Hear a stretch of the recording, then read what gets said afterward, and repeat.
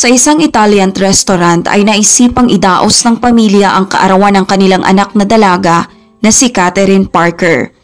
Nakamagarang dress noon si Kat habang nakapikit na lumalapit sa kanyang ina na agad nagsuot sa kanya ng belo para umano mas nakakasorpresa. Naku anak, espesyal ang araw mo ngayon at talaga namang nakakasabik ito para sa'yo, wika ng ina ni Kat sa kanya habang siya'y nakapikit pa rin at naupo sa may upuan. Inayos pa noon ni Mrs. Parker ang belo ng kanyang anak. Nang ilang sandali pa ay dumating na ang isang nakasuit na lalaki. Naupo ito sa mesa kung saan nakapwesto ang mag-ina sa harap. Bago ito atasan ng kanyang ina, naimulat ang kanyang mga mata. Pagmulat ni Kat ay labis siyang nagulat at hinubad agad ang kanyang belo. Biglang dating na rin ng kanyang ama na agad na niya ring tinanong, "Dad, anong nangyari?" "Iha, ipinakikilala namin sa iyo ang iyong mapapangasawa." Pagpapakilala ni Mr. Parker na dinugtungan din naman ng asawa niyang si Mrs. Parker. "At ang ama ng iyong magiging mga anak." "Sobra naman po ito, ma." Dito na binali ng lalaki ang kanyang katahimikan. "Sa tingin mo, ang pamilya ni Kat ay pinilit siyang magpakasal sa isang milyonaryo para maitago sa kanya ang isang terebling sekreto. Matagal na kitang nais makita." "O talaga?" Sambit naman ni Kat. "Salamat na lang ha, dahil wala sa isip ko ang magpakasal." Pataray na pagtanggi ni Kat na agad namang kinontra ng kanyang ina. "Ano bang sinasabi mo na wala sa isip? 21 anyos ka na, iha.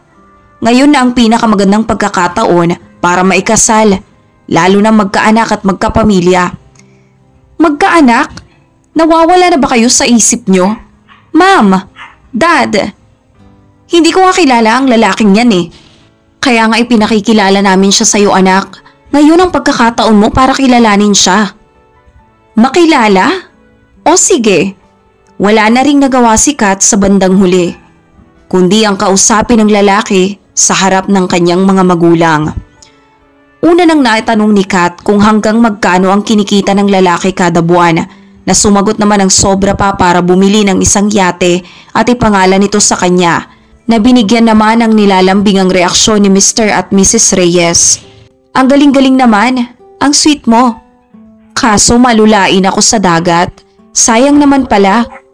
Ang ikalawang tanong ko naman ay, kailan yung huling pagpapatest mo para sa STD?"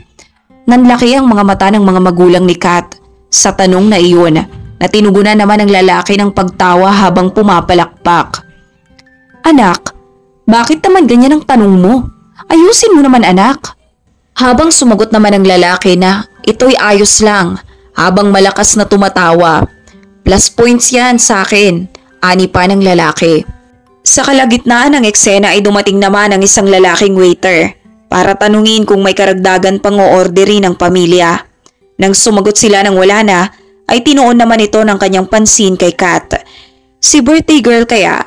Meron ka bang kailangan?" Si Kat ay agad namang tumugon, "Oo, dalhan mo ko ng wine." "Isang baso po ba?" "Hindi, kailangan ko ng isang bote." Napatingin naman ang lalaki bago magsalita. "Sige, dalhan mo siya ng wine. Siguraduhin mo lang na sariwa at maayos." Sabay tuon ang titig niya kay Kat. "Kung hindi mo aalagaan ang sarili mo dahil sa sitwasyong ito, pues ako ang mag-aalaga sa iyo." Hirit pa ng lalaki.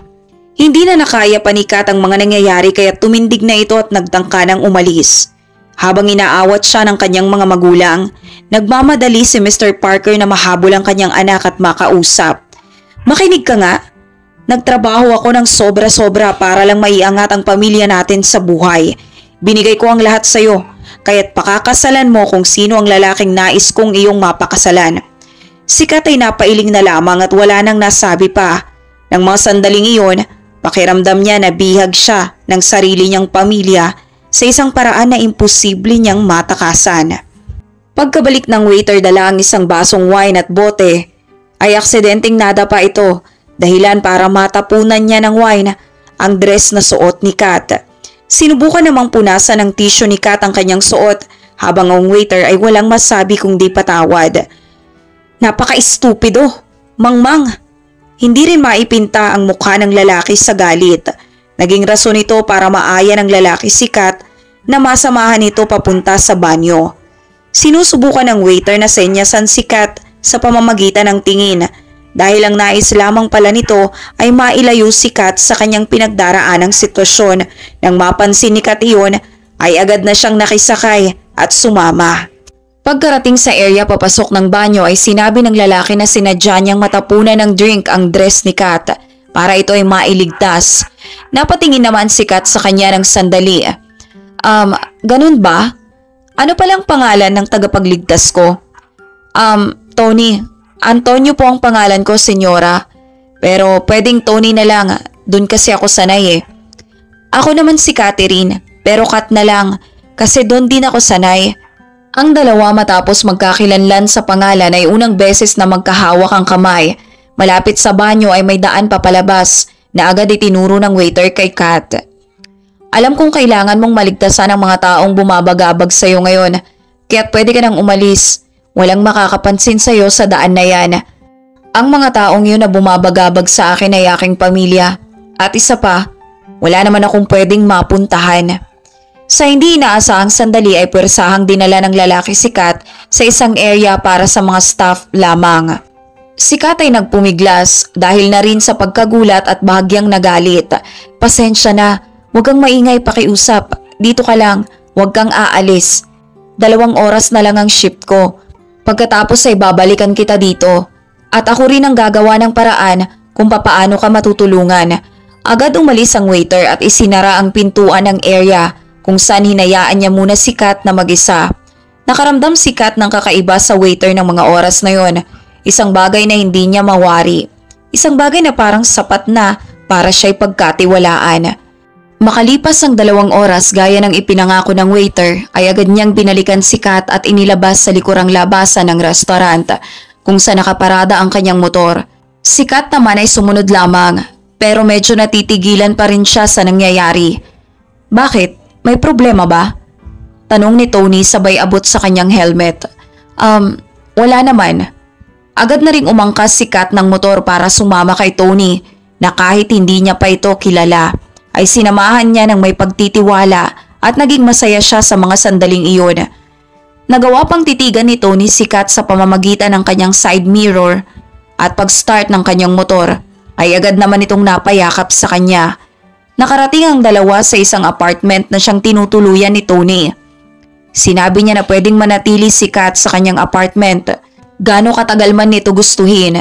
Naging mapagmasid si Kat sa paligid at napagtantong maliit lamang at simple ang apartment na yon ay ang pinakamagandang taguan para sa kanya.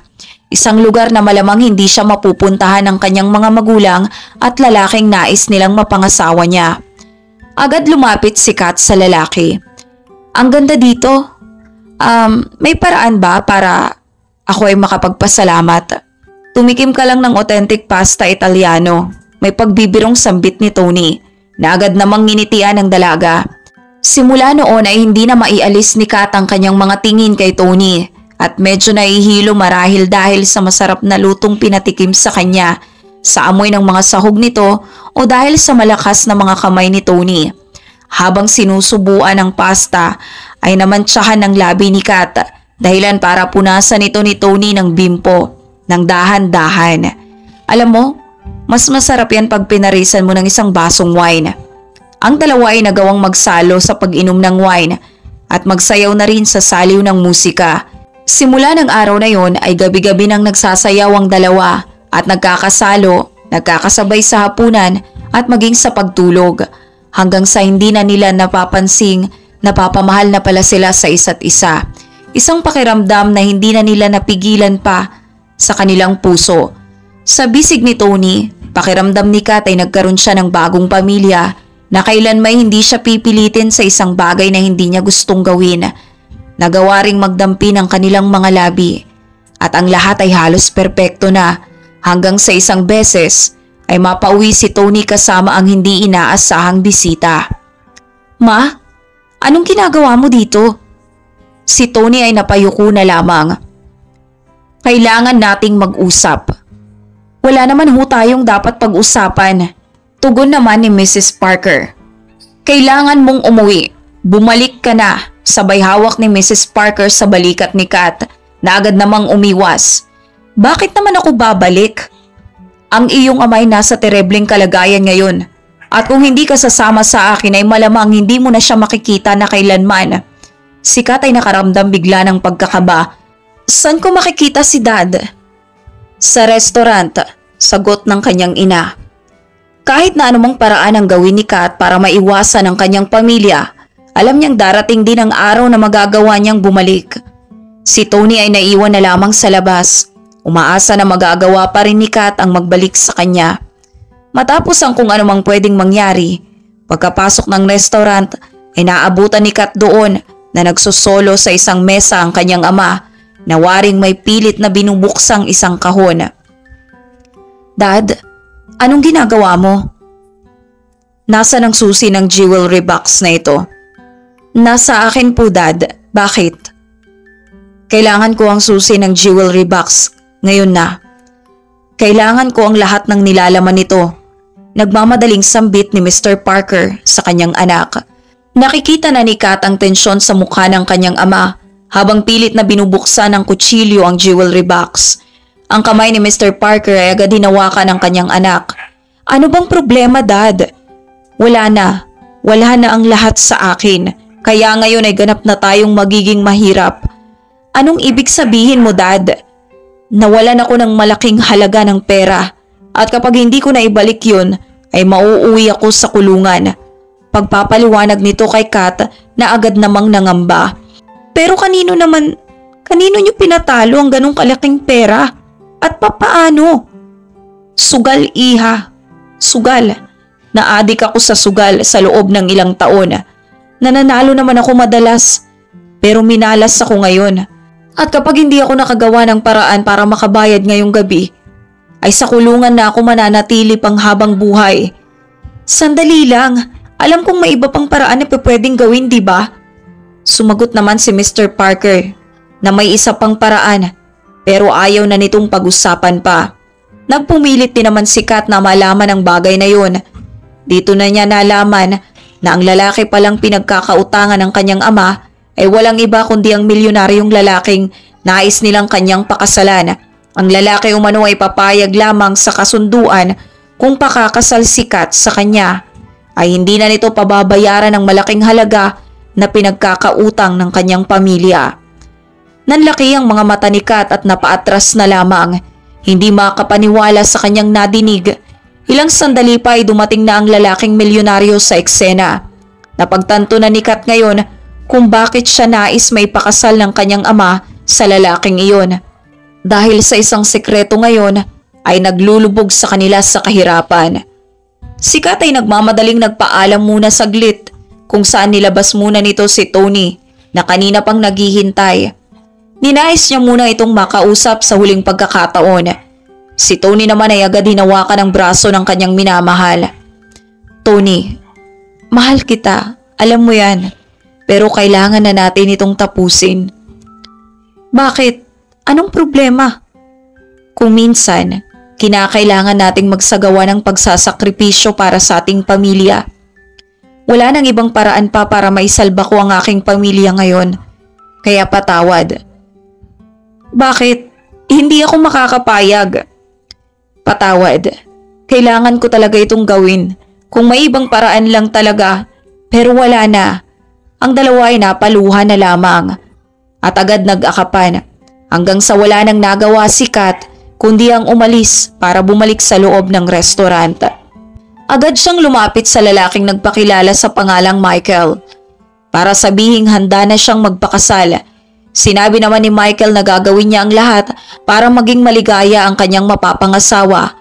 Nang subukang halikan ni Michael si Kat ay nagawa nitong umiwas at sumandal na lamang sa dibdib. Isinasaisip ang pagkawala ng kanyang tunay na minamahal na kung paano siyang makukulong ngayon sa isang hawla na hindi niya magagawang labasan. Makalipas ang ilang buwang pagsasama ng dalawa, bilang mag-asawa sa isang bagong mansyon ay agad na pumasok si Michael kasama si Kat. Tingnan mo, ang laki ng magiging bahay natin. Bahay mo lang to, hindi natin. Si Michael ay labis na nagalit sa sinabing yun ni Kat. Sa puntong ibinagsak nito ng malakas ang dalawang malalaking maleta niyang dinadala. Naglabas ako ng napakalaking pera para sa'yo. Dinala kita sa mga mamahaling resort. Pwede kang maligo sa karangyaan, pero hindi ka pa rin masaya. Ano ba ang kailangan mo sa akin? Ano ba ang kailangan mo sa akin? Pasigaw na sambit ni Michael. Alam mo kung ano yung kailangan ko. Yung hindi 5 minuto lang na hindi ko makita yung pagmumukha mo. Dito na agad binitbit ni Michael si Kat at agad dinala sa isang dressing area kung saan niya ito pinagsarhan ng pinto at linak. 5 minuto ba na hindi mo ko makita? O ayan, masusunod. Matapos yon at ang pagwawala at pagsisira ni Michael ng mga gamit habang isinisigaw kung bakit hindi siya magawang mahalin ng babaeng kanyang nagugustuhan sa kabila ng lahat. Matapos ang 5 minuto ay agad nang binuksan ni Michael ang pintuan para maharap si Kat. Pwede ka nang makaalis ngayon na. Hindi kita pipigilan kasi ang iyong ama ang nagkautang sa akin. Siya naman ang ipapakulong ko ng matagalan. Marahang pahayag ni Michael kay Kat. Sabay alis nito paakyat sa kwarto. Wala ring nagawa si Kat kundi ang magwala na lamang sa loob ng dressing room para mailabas ang kanyang pagkagalit. Gaya ng ibang babae ay nais lang naman niyang maramdaman ang tunay na pagmamahal. Ang kulay sa buhay ng dalaga ay tuluyan nang nawala at nawala na rin ang saya ang kanyang paligid. Kailangan iwanan ni Kat ang tunay niyang pag-ibig sa kaligtasan ng kanyang ama. Waring ang gintong kulungan na kanyang kinalalagyan ngayon kasama si Michael ay panghabang buhay. Hanggang sa isang beses, sa hapagkainan ng dalawa ay biglang dumating ang isang tagasilbing lalaki na labis ikinagulat ni Kat. Ito ay walang iba kundi si Tony, kaya't bigla siyang natahimik. Ano nga ba ang ginagawa niya doon? Tanong ni Kat sa kanyang isip. Nakikita niya sa mukha ni Tony ngayon na kagaya noon ay may binabalak na namang isang bagay. Ang phone ni Michael ay biglang nagring, isang importanteng tawag kaya't agad siyang tumayo muna at lumayo para masagot ito ng maayos. Dahilan para maiwan si Tony at Kat ng mga oras na yon ay nakadama ng magkahalong kaba at pagkalito. Pagkaalis ni Michael ay agad tumayo si Kat para makausap si Tony. Nasisiraan ka na ba? Anong ginagawa mo dito? Hindi ko kayang malayo sa'yo. Masaya ko na makita ka lang araw-araw. Pero hindi pwede. Kapag naalaman ni Michael ang tungkol sa ating dalawa, ang nakalipas natin, tsak makukulong ang daddy ko. Huwag kang mag-alala, hindi ko hahayaang masira ang buhay ng daddy mo. Ang dalawa ay nagkahawak kamay. Wala pa ring tigil si Kat sa pagmamakaawa kay Tony na umalis na lamang bago magkaroon ng malalang problema. E di subukan mong paalisin ako. Si Michael ay ganap na ring dumating sa eksena. Anong meron? Kinakausap ko yung waiter. Ayoko nung sinerve niya sa atin. Dapat alisin mo na siya dito. Bakit? Ano kasi? Italian kasi siya. Oo, ayoko sa Italian. Kung san-san nila linalagay ang mga keso nila. Ang mga curry. At kung ano-ano pa sa lahat ng mga pagkain.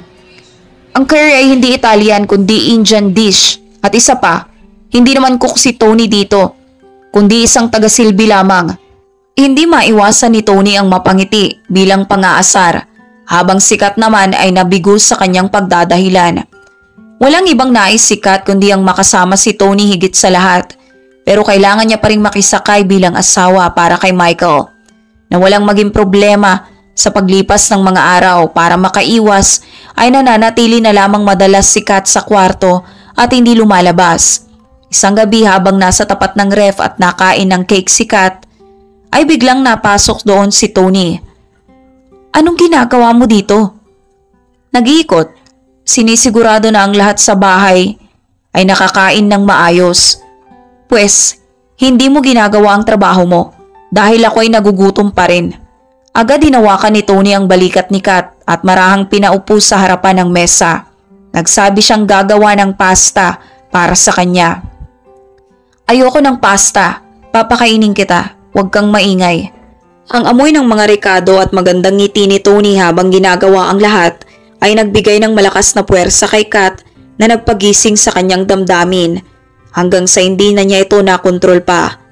Muli ay masidhing nagdampi ang kanilang mga labi at nasundan ito ng bawat gabi kung saan naging madalas ang kanilang pagsasama sa kusina hanggang sa mabulgar na rin ang sikretong kanilang iniiwasang malaman ng lahat. Isang gabi sa kusina habang nasa akto ng paghahalikan ng dalawa ay biglang pumasok si Mr. Parker na nataong sa mansyon muna nagawang magpalipas ng gabi. "Anong ginagawa mo? Bakit hinahalikan mo ang taga-silbi nyo?" Ang dalawa ay agad napahiwalay sa isa't isa at agad ding nagpaliwanag. "Dad, hindi po siya basta taga-silbi lamang. Siya po ang lalaking iniwan ko para mailigtas kayo." "Wala ka na ba sa tamang pag-iisip, anak? Alam mo ba kung anong magiging ibig sabihin nito sa ating pamilya? Kailangan ay makipaghiwalay ka na sa lalaking yan ngayon na." Sikat sa puntong iyon na hindi na rin napigilan ang emosyon. "Kailangan ba, Dad? Isinakripisyo ko na ang kaligayahan ko para sa sarili mong kapakanan. Ang tanging meron lang ako ay ang kaunting oras para sa taong mahal ko, para makasama. Pati ba naman yun ay aalisin mo sa akin?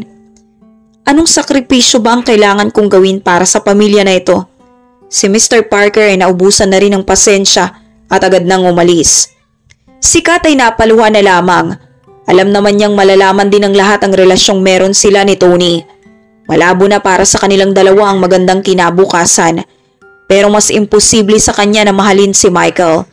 Isang gabi sa pagkainan ay nagsusolo lamang si Michael na tinawag si Kat para bumaba mula sa kwarto para saluhan siya ng pagkain. Bumaba naman si Kat pero nagsabing hindi ito kakain at wala din siyang gana. "Kahit maupo ka man lang." Si Kat ay naging tahimik at nanatiling nakatayo. "Maupo ka lang, diba? Sabi ko." "Maupo ka lang." Seryosong sambit ni Michael na wala ring nagawa si Kat kundi ang maupo na lamang. Tanong naman ni Kat kay Michael, "Alam mo kung anong kailangan ko talaga ngayon? Higit sa lahat." Habang sinagot naman ito ni Michael, "Ano bang kailangan mo?" "Ang mahalin kita gaya ng pagmamahal mo sa akin. Mareresolbahan noon ang aking problema. At gagawin kong ako ang pinakamasayang babae sa buong mundo. Kaso imposible." Si Michael ay biglang tumindig. Nasanay ako sa buhay na ang lahat ng gusto ko ay aking nakukuha. Agad itinayo ng may puwersa ni Michael si Kat at tinignan ng diretsuhan sa mata. "Ni hindi mo alam kung gaano kita kamahal." Mapusok na pinaghahalikan ni Michael si Kat ng mga oras na yon na wala namang nagawa si Kat kundi ang magpumiglas. "Asawa kita. Akin ka lang. At kasal tayo." Ilang sandali pa ay dumating na si Tony doon at biglang sinuntok ng malakas si Michael na agad naman napataob sa sahig. "Sandali, anong ginagawa mo? Asawa ko siya. Wala akong pakialam pero hindi mo pwedeng mahawakan pa." Muli ay tinakot ni Michael si Kat sa kung anong pwedeng mangyari sa kanyang ama kung sakali. Maya-maya pa ay dumating na sa eksena si Mr. Parker. Natakot ang dalawa pero nagulat nang madinig ang nais nitong sabihin. "Ang mga pulis ay nandirito na at hindi ko pinapunta ang pulis dito para sa waiter. Pinapunta ko ang mga pulis para sa iyo, Michael. Inamin ko na ang lahat sa mga otoridad, ang tungkol sa pagkakautang ko sa iyo at ang ginawa nating kasunduan. Ang laking sakit sa ulo ng pamilya nyo. Babalikan ko kayo." Agad ginawa ni Michael ang kanyang phone para tumawag ng abogado at umalis. "Dad, kailangan nating makagawa ng paraan. Walang ibang paraan kundi itama ang nagawa kong mali at harapin ito. Wala naman akong ibang ginawa sa pamilya natin kundi ang pakiusapan ka na isuko ang iyong kaligayahan para sa ating pamilya. Sana'y mapatawad mo ko sa lahat, Catherine." Si Tony naman at Kat ay umalis at nagpakalayo-layo na para magsama. Matapos mangako ni Tony kay Mr. Parker na aalagaan niya at mamahalin ng wagas si Kat, ano man ang mangyari, panghabang buhay.